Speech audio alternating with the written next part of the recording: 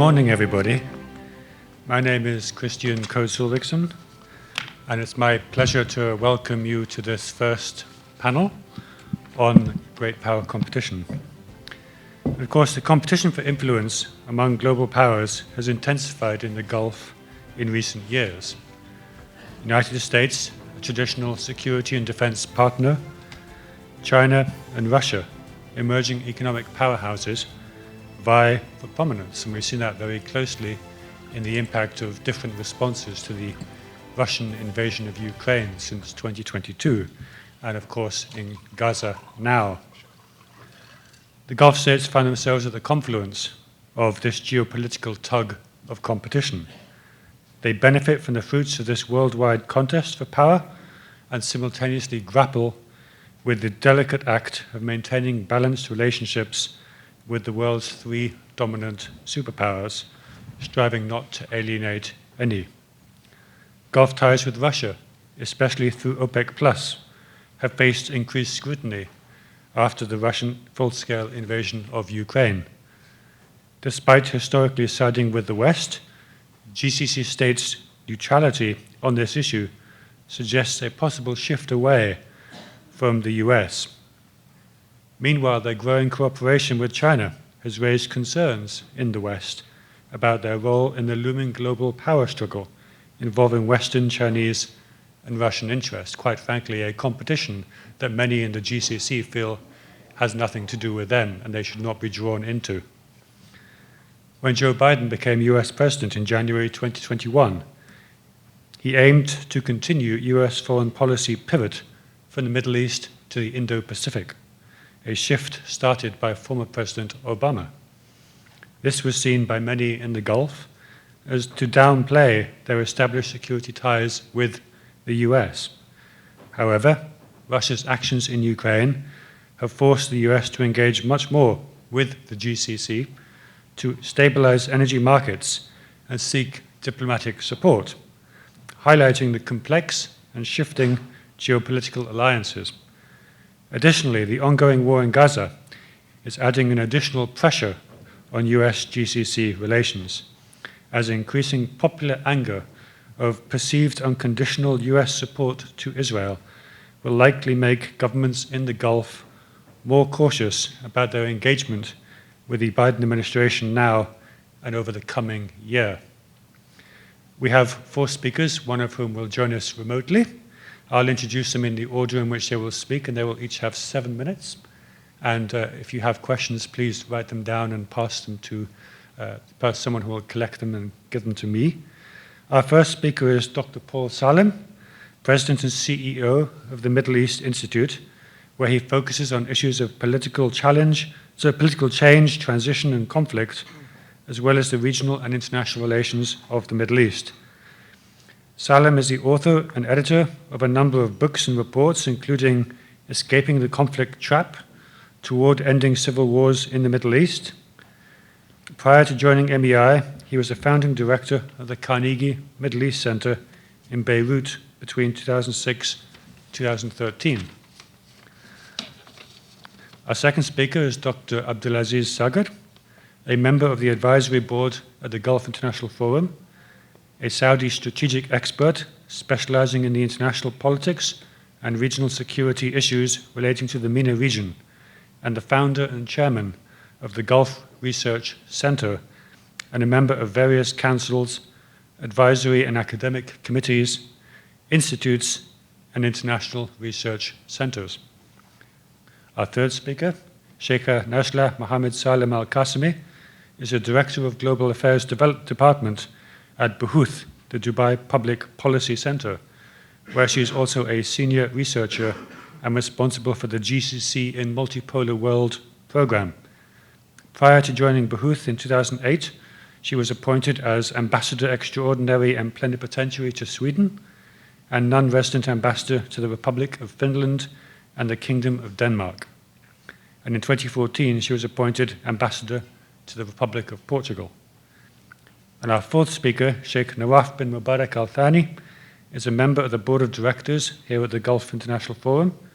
Sheikh Nawaf is a writer, columnist, and lecturer in the fields of international relations and defense, focusing on the areas of small state security, media defense, and intelligence. He previously served with the rank of Brigadier General as Director of Defense Intelligence Operations in the state of Qatar. As a diplomat, he served as the state of Qatar's senior defense official and defense attaché in the US, Canada, and Mexico. And before that, as the official spokesperson and Director of Strategic Communications in the Ministry of Defense. So without further ado, Paul, the floor is yours for 7 minutes. Thank you, Kristian. I've set my timer as well to try to be on time.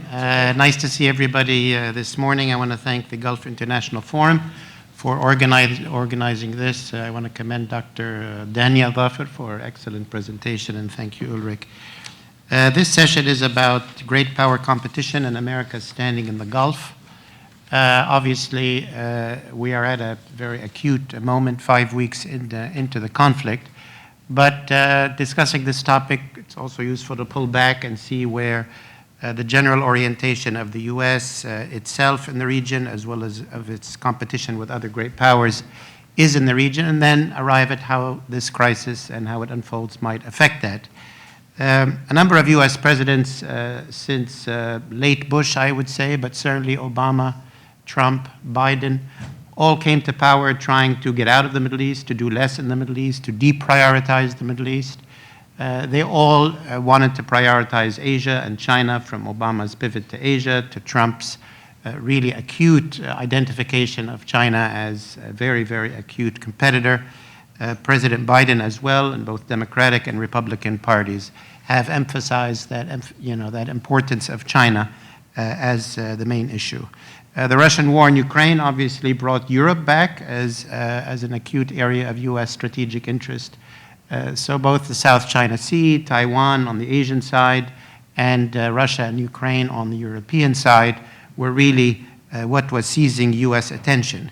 In both cases, those are not the Middle East. The Middle East was no longer the site of the major conflicts, and the competition among the great powers in the Middle East was rather benign when you compare it to the South China Sea, or you compare it to Eastern Europe. President Biden came to power really not wanting to deal with the Middle East much at all, called Saudi Arabia a pariah state, was really very disengaged. If you look at the Democratic Party platform, the very, very last, page 36, item D, there's a small mention of the Middle East. He didn't want to really deal with the Israel-Palestine issue either, and he felt that the U.S. did not need to be very present in the Middle East and could afford to pay attention elsewhere.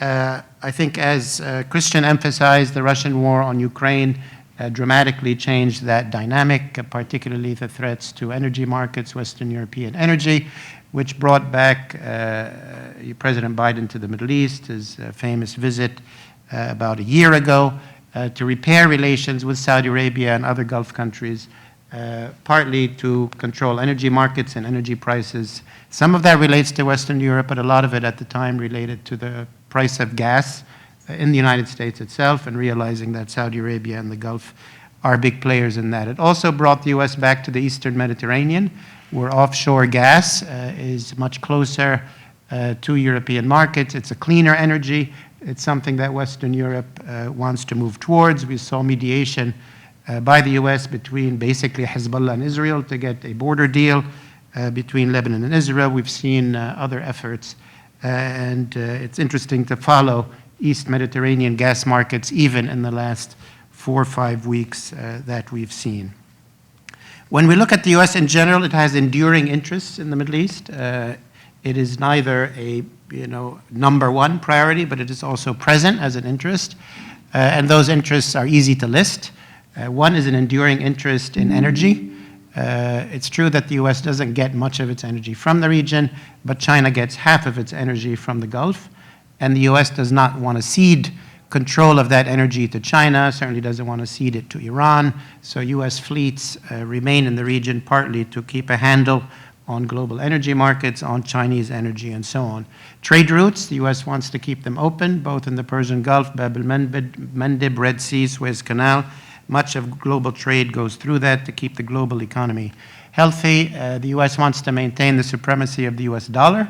A lot of that depends on decisions made in the Gulf in the long term over using the U.S. dollar or other currencies. So far, that has been secure.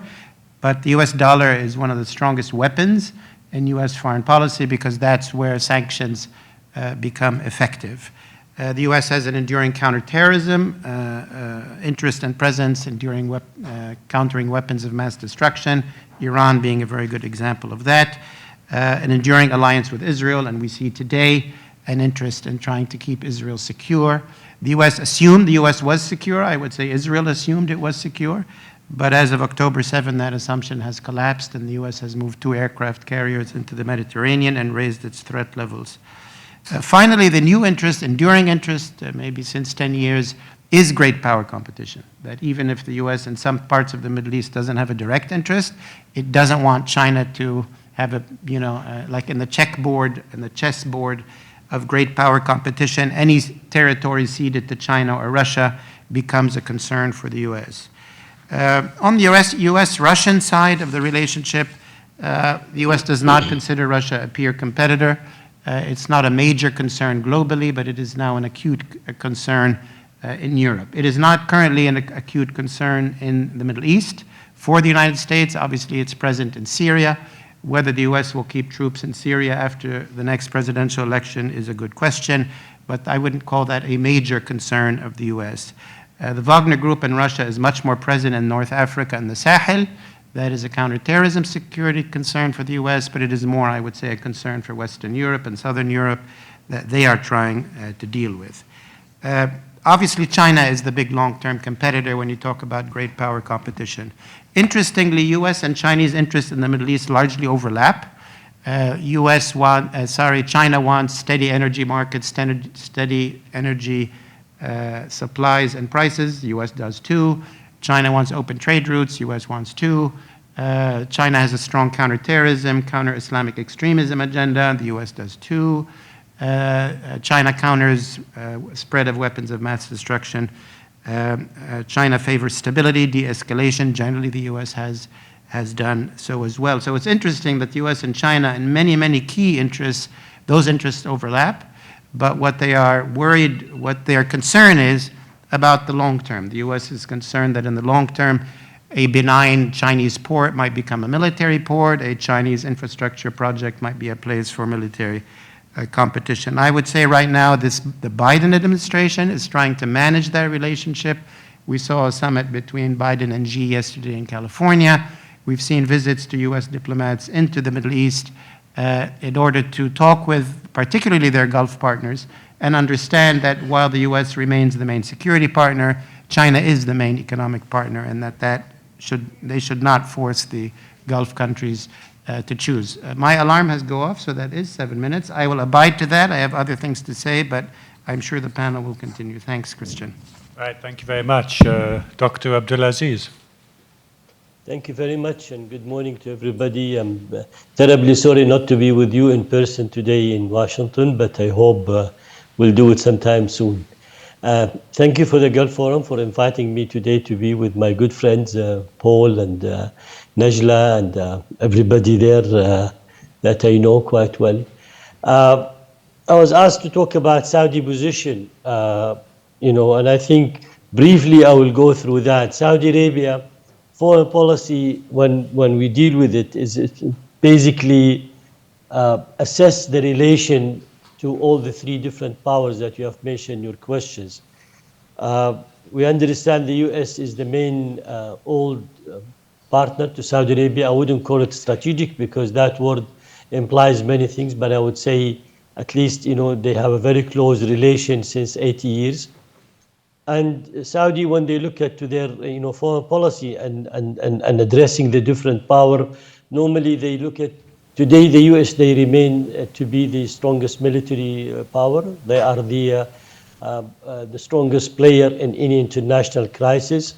Russia and China, we have an interesting relation with. For China, for instance, Saudi Arabia export about 20% of its oil to China. With Russia, they are a producer of raw material like us. So they have oil and gas, we have oil and gas and mineral. We don't buy any military equipment from them, but it has been very useful, the relation in the OPEC Plus, and also to coordinate some of the things. And Saudi feel it's unnecessarily to take a negative position against Russia, or to cut the relation. Part of the agenda which was discussed during the visit of President Biden last year to Saudi Arabia is not to continue the relation with Russia and to reduce the relation, the economic relation with China. But I think today with China, for instance, is about $120 billion. China is a major supplier, but it's a buyer and seller relation. It's not really moving towards strategic. We don't get anything of our military capability or security framework coming out of China. Neither Russia. We understand the position of the US on the Ukrainian crisis, but we have condemned the Russian aggression. We are insisting in the unity of Ukraine completely. We have supported the humanitarian side. We supported the release of some of the prisoners, and we have not. And also during the GCC, there was a lot of condemnation, and resolution has been issued.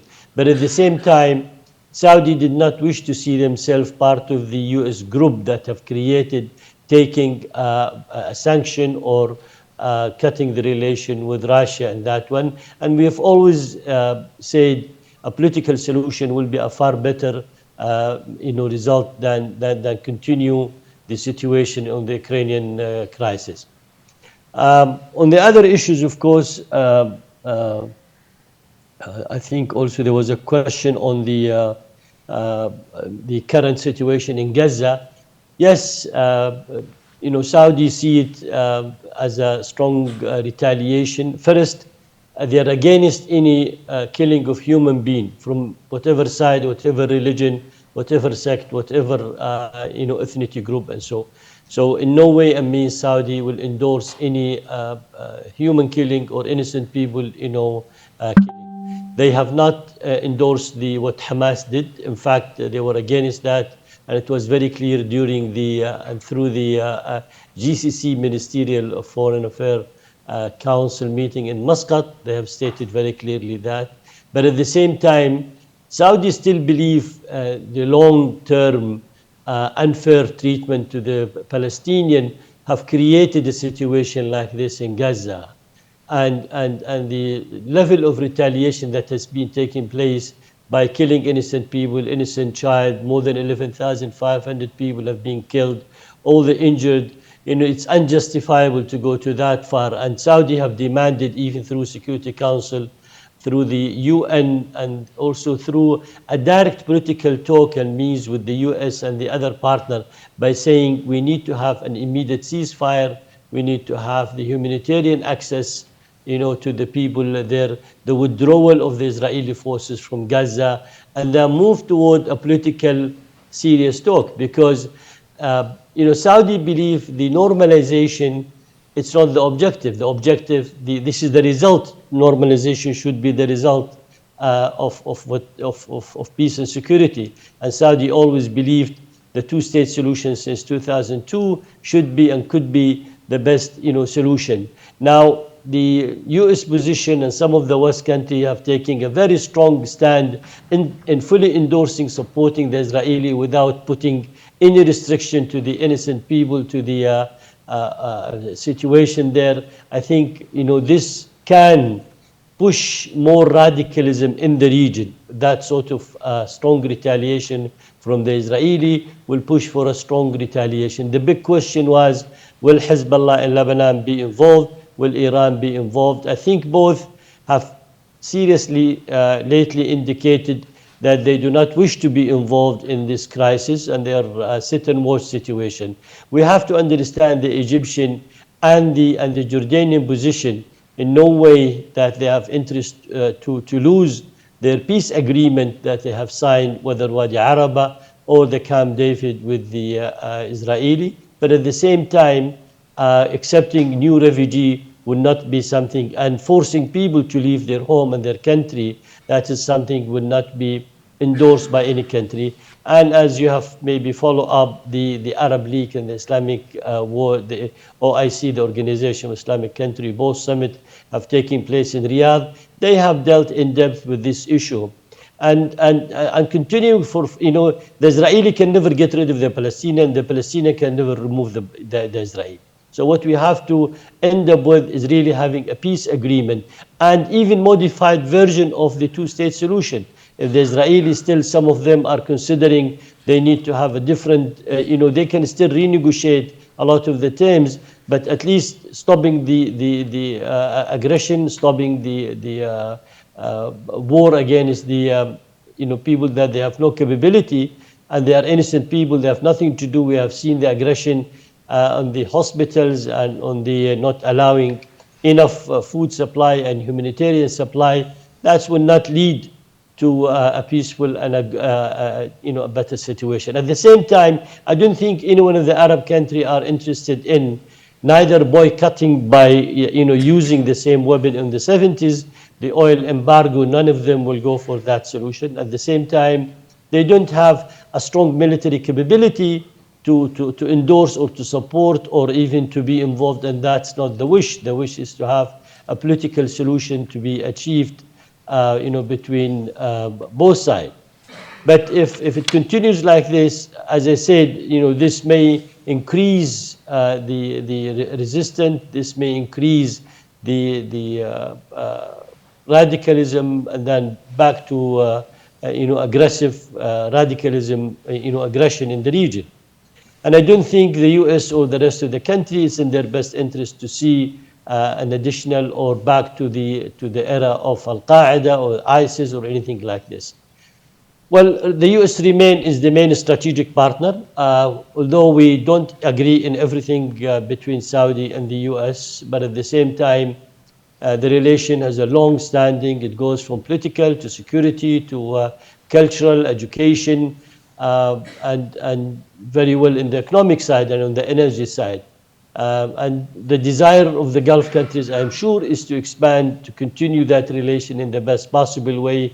US remain the biggest guarantor, security guarantor in the region. Neither of the two powers that have been mentioned, China or Russia, can play the role of a security guarantor in the region or even play the role for providing the necessary security. So this is why it's an old term, it's an old relation between both sides, but we need to have a better understanding. We need the US, to see the true picture. The Israeli normally, there is two elements that affect their decision. One, if there is a domestic pressure inside Israel, as it happened before in 2006 and in south of Lebanon and Gaza, and at the same time, if they have a massive military losses, which is not yet the case, but the longer the conflict continue in Gaza, we're going to see that sort of domestic resistance and resentment inside Israel and worldwide, that will be more clear. And we have seen it now in countries in Latin America and some of the other countries today that are, calling for a peace, and the Israelis should, definitely stop, using this aggressive and, approach. Try to negotiate. If Hamas are in the caves, they will get out, and there will be many ways to try to help. Definitely, there is a great appreciation not only from the U.S. side, but also from the Saudi side for all the effort that's been done by Qatar regarding the release of the hostages, and also we wish to see the Israeli releasing the Palestinian prisoner whom they have been there, in jail. And I think that will only bring a good mediation. And Qatar have done a great job. They need to be thanked, for all the effort they have been doing. This is in a nutshell. I'll be more than happy to, of course, take questions, but I will still emphasize, being an old Washingtonian myself, that I had my office in Washington between 82 to 86. I would say if we can convince Washington, the rest of the world is easy. But sometimes to convince a Washington with a pluralist system, it's not an easy task. But I think working together, seeing the reality and approaching it into the best possible way, that may bring a good result and peace in the region, which is in the best benefit of all parties. Thank you, and Have a good day. I'm still with you until the end.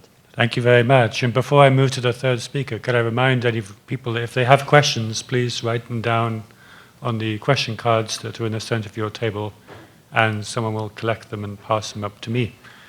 Shaikha Najla. Well, good morning, everybody, and thank you. I would like to thank the Gulf Forum for inviting me to be part of this esteemed panel. And to come to the United States, it became much easier for us to exchange ideas with the European. It's a shorter visit, and it's a privilege to be among scholars here in Washington, D.C. I don't want to repeat what have been said, because I mean we will talk about the same issue. But the questions I received from the organizer is to focus a little bit about the relationship with China and Russia, in particular about the oil and investment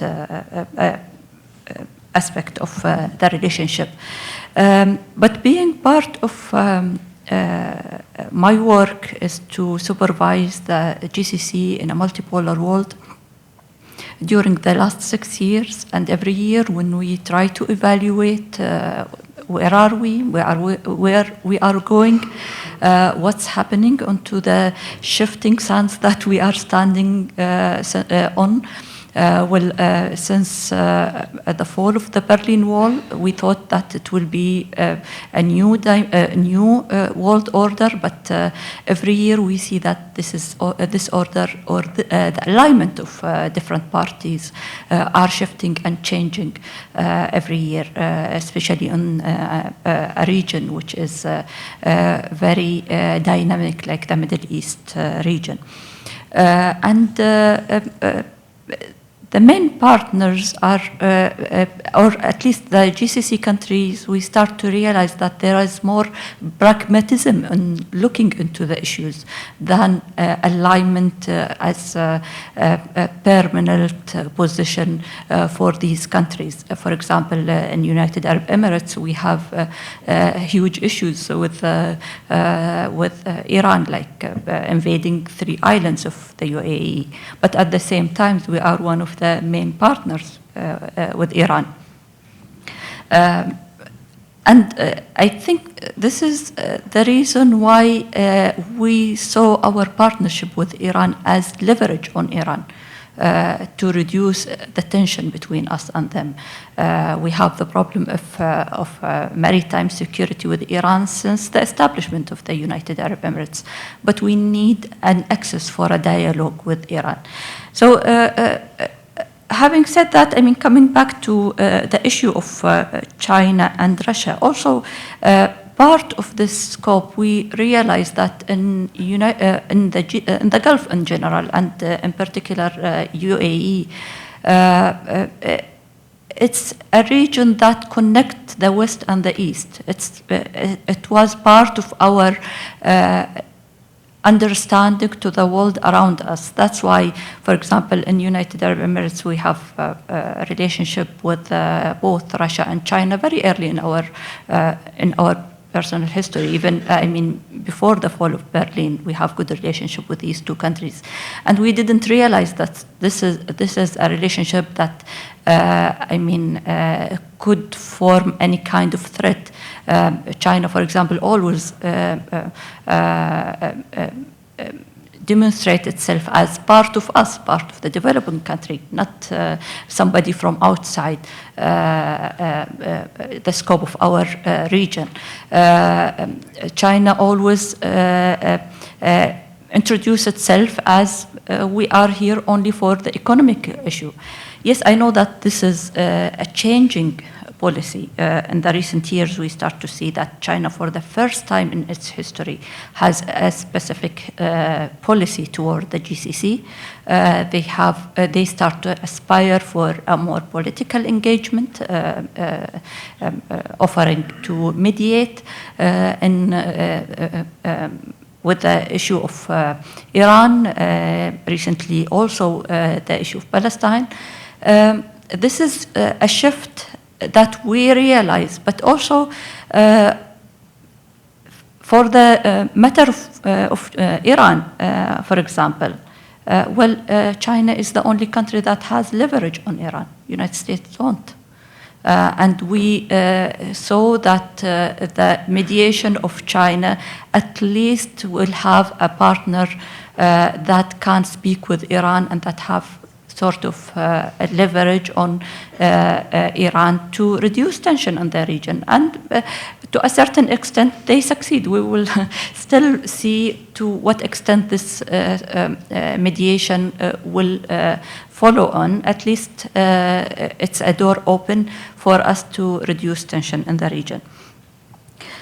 When it comes to investment, UAE was partnered with China in many projects around our region, as well as sub-Saharan Africa.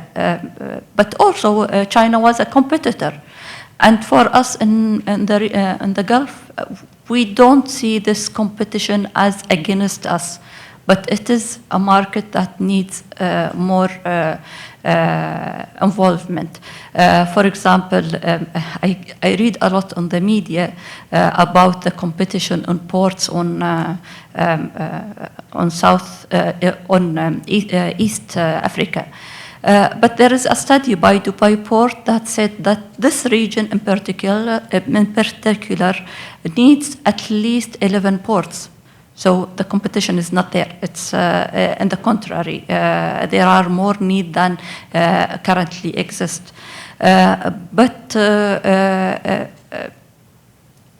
there is a possibility for cooperation with a country like China in this matter. On the other side, yes, there is a lot of stipulation for these projects, and our question also always for our partner in the West and in the West, and in particular, I think Britain start to feel that shift on our relationship with China, and they start to take some kind of measurement on investing together. And there is a lot of partnerships start to form just recently with UK in this area. Because for us on sub-Saharan Africa, it's mainly about cooperation and giving different opportunity to invest. Of course, if there are better opportunity, it is welcomed. But if there is the only partner that we have is China, this is the only partner we have in sub-Saharan Africa. The same goes with the issue of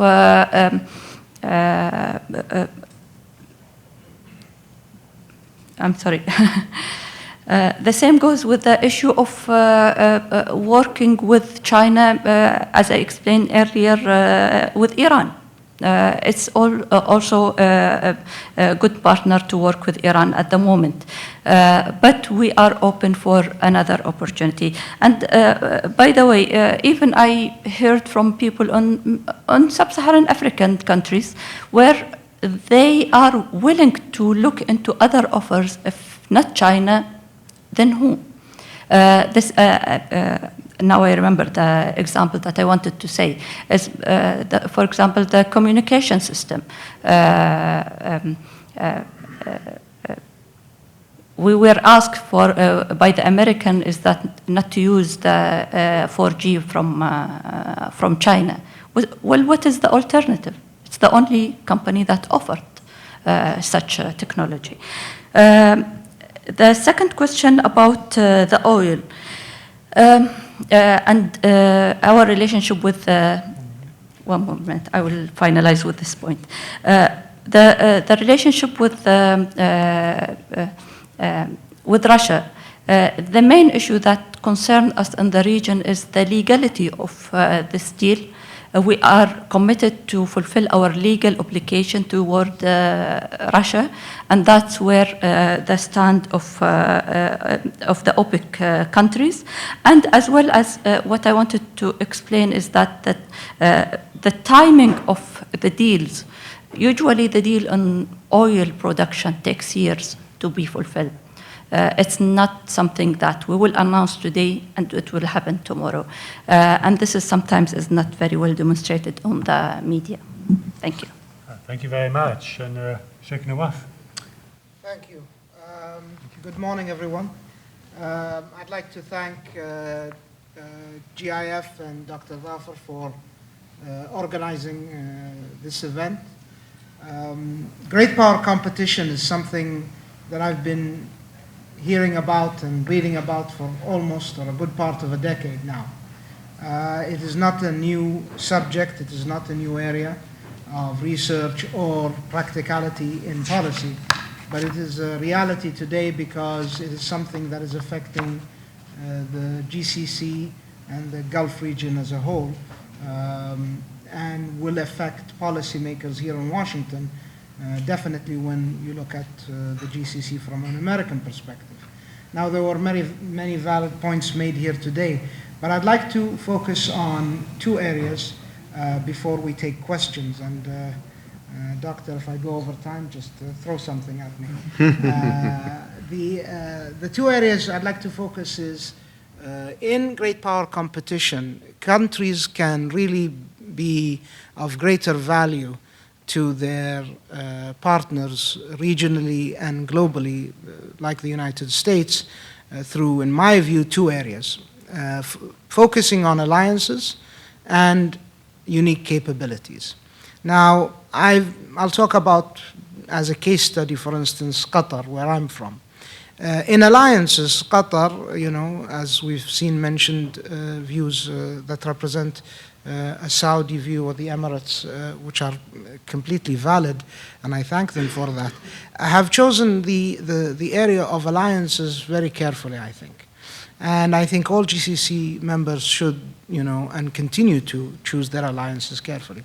However, I think all GCC countries will face questions when it comes to alliances, the questions of relations with the great powers in this great power competition, Russia and China. We've seen in the past the United States focus on a repositioning of its military capability to the Indo-Pacific and to the European theater. And definitely we've seen with Ukraine that being a necessity well thought through. However, great power competition does not reflect only on a geographic basis in the Indo-Pacific and in Europe, but you would see it very prevalently in the Gulf and the Middle Eastern region. Chinese development, we have mentioned, or others have mentioned on this panel, ports, for instance. Now, Qatar doesn't have Chinese development to the extent that maybe other nations may have, but we should ask ourselves that question. How will these ports, for instance, be viewed here in America? Doctor, you've mentioned, will they be viewed, for instance, as dual use? That is a question. Now, these are not answers, but these are important questions when we tackle issues of alliances, because the United States is very sensitive when it comes to the issue, as I understand it, of China and Russia, keeping diplomatic relations while valuing the alliances the GCC has in its alliances with NATO members, including and prominently the United States. The other part, the second part, are niche capabilities or unique capabilities that countries could bring. And let me focus, because of time, on, for instance, what's going on right now in the news. Qatar has always brought its unique capability in de-escalation, de-escalatory diplomacy, and negotiation to bear for the good part of 2 decades. This has been something that's been quite active from the foreign ministry and the foreign policy apparatus of the state of Qatar, with great success for the past 20 years. It has also brought to bear a support element from the defense capability in bringing the unique strategic lift ability that Qatar has within the region. in support of policies of the state of Qatar, in, for instance, humanitarian aid, in this case as well in Gaza, by having one of the most robust air supplying capabilities of many nations in the region, supplying humanitarian aid to the Egyptian border. Unfortunately, there is that big question of the Israeli cooperation in allowing those supplies to enter in a timely manner.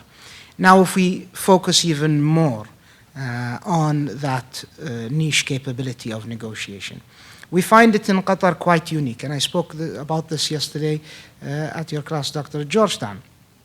The state of Qatar has the only constitution, at least that I know of, and I'm looking forward to seeing the questions if I'm wrong, that has in Article 7 of the constitution a requirement to de-escalate, a requirement to negotiate, a requirement to seek a peaceful resolution.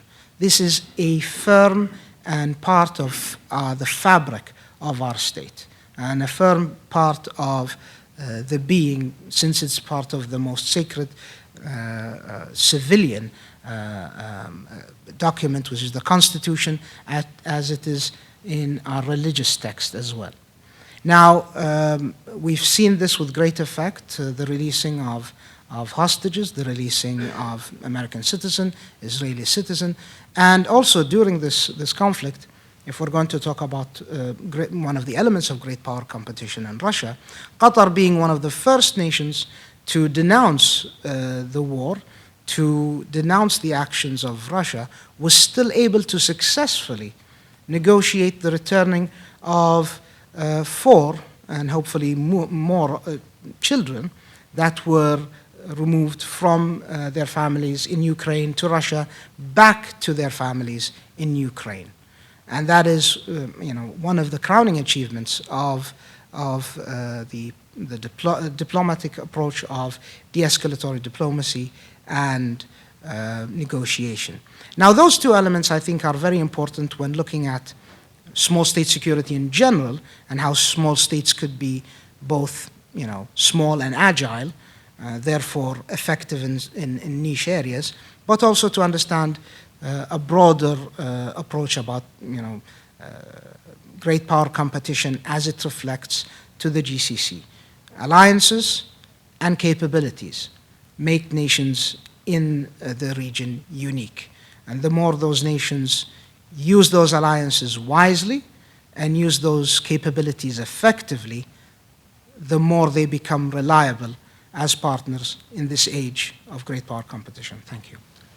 Great. Well, thank you very much. We have almost half an hour for questions, and I've been getting lots of questions. Keep them coming. I think I'll ask each individual person, because there were multiple questions for each individual speaker. So I'll begin with you, Paul. There were 2 questions so far about, obviously, the situation in Gaza and the Palestinian Authority. One question is, what can Arab states do to renew and reform the Palestinian Authority to make it a more credible and effective counter to Israel? And then a second question is, how has the US response to October the 7th affected its strategy in regard to great power competition with China and Russia? So, yeah, thank you. On the sort of Arab position, how to react to sort of the outcomes of this war, I think the war reminds everybody that the Israeli-Palestinian situation, it sounds, should go without saying, needs a political resolution. It's also absolutely clear there's nothing other than a 2-state solution. There is no one-state solution. There is no no-state solution, which was what I think Israel was hoping for. So all concerned countries should put all of their efforts to work towards a major, I would say, international conference, regional effort, to try to make a 2-state outcome a reality. I think the Arab countries have a tremendous role to play in this potential. Previously, the Arab countries, and I still hear it, we want the US to come in and fix this situation and give us a 2-state solution. That never happened. It's never going to happen. The US has leverage on Israel but cannot use it for many political reasons or chooses not to use it. So I would say, being an Arab myself, we have to deal with the situation directly. In order to serve the Palestinian cause, the end result needs to be a two-state solution, not simply hostility. Hostility doesn't serve the Palestinian people. The main negotiation has to be with that section of the Israeli public that either is or can be made to be supportive of a two-state solution. I was disappointed with the Arab League and Islamic Conference statement. It did not, as far as I could tell, condemn the attacks. I know some countries did, but the Arab countries blamed the West for using double standards. To start with a statement which has double standards that we're only condemning, I think is not only morally incorrect, it's also a huge missed opportunity, since the two-state solution has to be delivered with Israelis. Americans cannot deliver it. It's also the case this is the first time there could be a serious effort towards a two-state solution where the Arab countries, particularly the currently dominant ones in the Gulf, mainly Saudi Arabia, but certainly Qatar and the UAE, we already have Egypt and Jordan. They're not that powerful as Egypt was in the past. But now they are in the driver's seat of how Israel proceeds and how it integrates. It is not like the Oslo time, when the Arab countries really had not much to do with it. And I think it behooves the Arab countries to have a unified position, to have a forward-leaning position, to engage with Palestinians and Israelis. The obstacle to peace is currently not the Palestinian Authority. Yes, it's weak. Yes, they haven't held elections.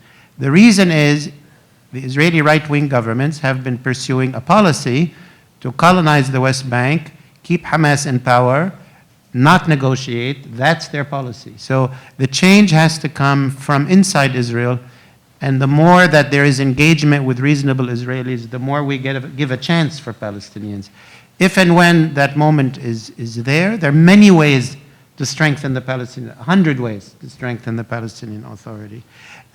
Quickly on the US response, this is the most immediate decline of US prestige, credibility since the Iraq War.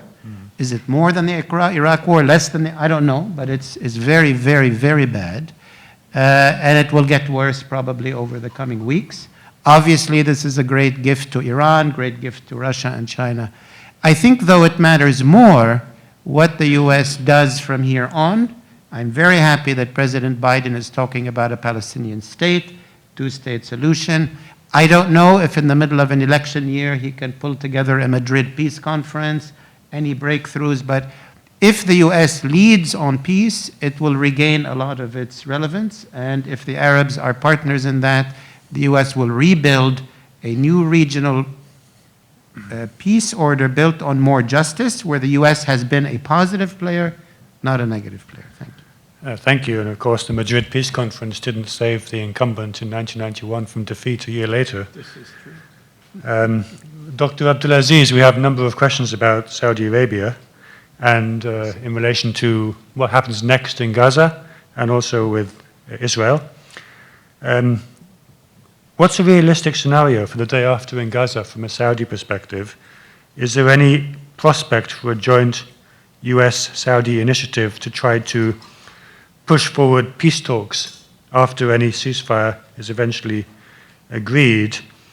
And in the event that a two-state solution can be implemented and a normalization deal between Saudi Arabia and Israel can be agreed, could Saudi and other GCC states advocate better for the Palestinian state's rights to their resources, especially gas and oil and maritime, to protect them from being disadvantaged economically? So a number of questions about Saudi Arabia, Israel, and what happens next in Gaza. Well, I hope I can answer all those questions, but let me start by saying President Biden said we cannot go back to prior to 7th of October. Yes, I think the big question, what is going to happen in Gaza? Who's going to rule Gaza? Is it the Palestinian Authority? Is it a new administration in Gaza? Is it the Israeli government is going to have a full control in that? Is it an international, administration? We don't know, but I think honestly, that will complicate the situation if we don't try to bring Gaza back into one place, and if there is no stop for deporting people and forcing them to leave their home, if there is no ceasefire, if there is no humanitarian support, if there is no reconstruction of Gaza, that will complicate the situation, and that will re-energize and the creation of another militant group, no matter what, Hamas or non-Hamas, to have, such a resistance. In terms of normalization, Saudi, did not object to any normalization that have taken place, whether between UAE, Bahrain, Sudan, Morocco, with Israel. This is a sovereign decision. At least there's a 35 state member in the OIC, in the Organization of Islamic Countries. They do have a normal relation to Israel, and having a diplomatic relation, it doesn't mean that you agree with everything that the other side does, but at least you have a direct access. And I think Saudi, negotiation prior to 7th of October was based in three things. Two has to do with the US, the civilian nuclear program that the Saudi are interested to have for their future, power plant. And second, of course, was the security framework. And in my personal opinion, any security framework in the region has to take in consideration three things. One, inclusiveness. We need to have everybody inclusive in that security architecture arrangement in the region, which means you cannot neglect Iran, Turkey, Israel. You have to, because if you neglect any one of this party, there will be a spoiler, and they will really work against anything like that. Second, we need to resolve current problem in the region. And the current problem in the region, the first is the Israeli Palestinian conflict. They need to reach to amicable decision, sustainable state for the Palestinian, based in justice and in long-term viability. And third, we need to have the guarantor. If there is no guarantor to be provided for any security architecture in the region, then again, it will be difficult. It will be a platform for rising again of another conflict. We have it from Libya to all the way in Yemen. So we need to find out the better security guarantor that can be established. Is it B5 plus 1? Is it UN plus B5? Is it, because if we implement the inclusiveness, then each side will have a different preference in terms of who could be involved in the guarantor there. But looking at all of this, the third, of course, from the Saudi perspective was, yes, we need to have a fair, working, durable justice, solution between the Palestinian and the Israeli. And that's a precondition for Saudi. Saudi believe peace first and then normalization. Other country may have thought that going on a peace process, this may help to bring peace to the region. But when we listen to Netanyahu, and he said he need to normalize with all country before resolving the issue with the Palestinian, that doesn't make sense. If you really want to end the conflict and the problem, then you have to start with the party that, basically, as Paul said, they are the one that they need to be resolved with, and they need to address the subject with. So looking at that in general, yes, the US can have a significant role. I was of the opinion that maybe Saudi should call for an international peace agreement. However, we have seen the European encouraging another Madrid. The Chinese are calling for international peace conference based on the two-state solution. There is too many call. Even the Arab Islamic Summit in Riyadh did call for that. The question is, who's going to start it? What are the bases? What are the conditions? What is the prerequisite prior to host or to have such a conference? But all what we are sure about it, if the US seriously involved, they are the only one who can exert the reasonable pressure that may lead to another peace. 1973 have led to Camp David. The Iraq invasion of Kuwait have led to Madrid and then Oslo. We don't know, maybe Gaza now may lead to another peace in the region that can really work and the region can enjoy after this the security and stability. And at the same time, if one of the objectives of President Biden last year visiting Saudi Arabia, when he said we will not leave the gap, we will fill the gap, then he's only creating a gap today and allowing other power to be involved in the region much more aggressively than what they used to, and giving them a better chance for playing such a role. Thank you, thank sir. you. Thank you very much. Shaikha and Najla, there were two questions here for you. One, what is the UAE perspective on what happens next in Gaza, and is there a role for the UAE? And then secondly, and somewhat in keeping with the great power competition, a theme of the panel, is there a role for China or Russia in trying to resolve the dispute with Iran over the islands, Abu Musa and the Tuns? Well, regarding the Palestinian issue, I think UAE, one of the countries that was very clear in its position, is that negotiation is the only way to resolve the issue. Still, UAE think that the leadership in Palestine has to come also with, in terms of agreeing on certain issue. We still believe that it is a solution has to come from the Palestinians themselves, and UAE is willing to support that solution that comes from the Palestinians. In the matter of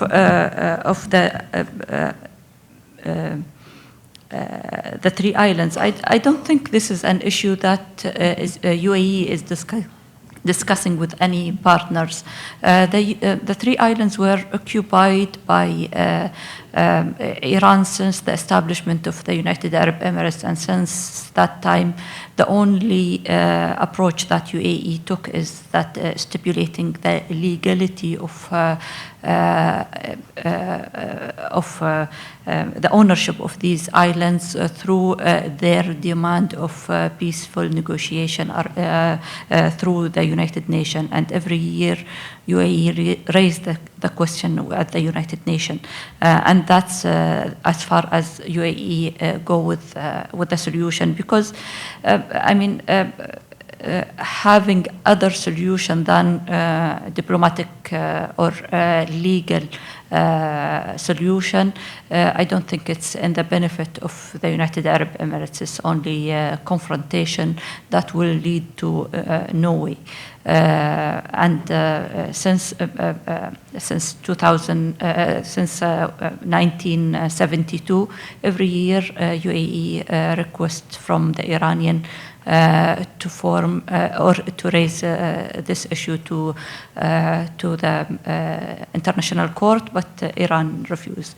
We never asked any country to mediate in that matter, and I don't see China is the right mediator.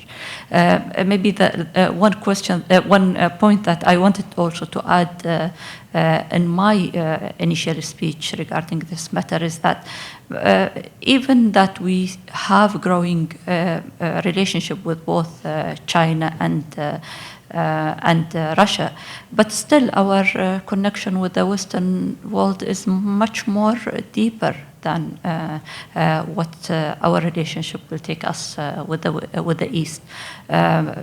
Security matter speaking, we still depend 99% on our security on the East, on the West. We partner with the West. As I always say it, the radars will not talk to each other if we have a Chinese radar in the middle. So there will continue be connection with the West. We are very deeply connected with the West in terms of even institutionalized. UAE, I think Qatar and Kuwait are observer member on the NATO. And we aspire also to see this relationship even deepened, not just to continue as observer. I think there was a request that we have more of like partnership more than an observer to the NATO. Still, this is not happening, but we're still looking forward to that. So I don't see that our relationship with the East will take the place of our relationship with the Western country, Europe, and United States in particular. Thank you. And Sheikh Nawaf, firstly, in your view, why is Israel not cooperating to allow more humanitarian aid into Gaza? And secondly, also, both Israel and the US see Iran as a principal contributor to the crisis in Gaza. How will the GCC states react to any new anti-Iran initiatives, either within the US or by Israel? Thank you. Well, I think the answer to why isn't the aid entering into Gaza is the same answer why civilians are still being bombed in Gaza. It seems that while a large group, hopefully a majority, as I see it from Israeli civilians, view this the killing of civilians in Gaza as absolutely disgusting.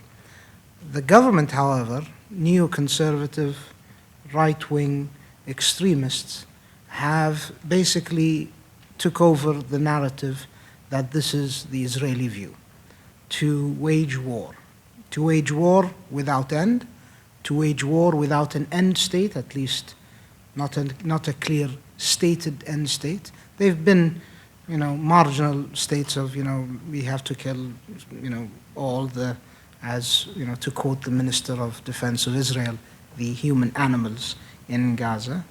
But there isn't a clear end state. And to that effect, there hasn't been a serious approach, a serious attempt by the Israeli government, in my view, to alleviate the suffering of the Palestinians. The Biden administration has made it very clear that, as an example, the Al-Shifa hospital should not be attacked, should not be overrun, and yet the Israeli government ignored that.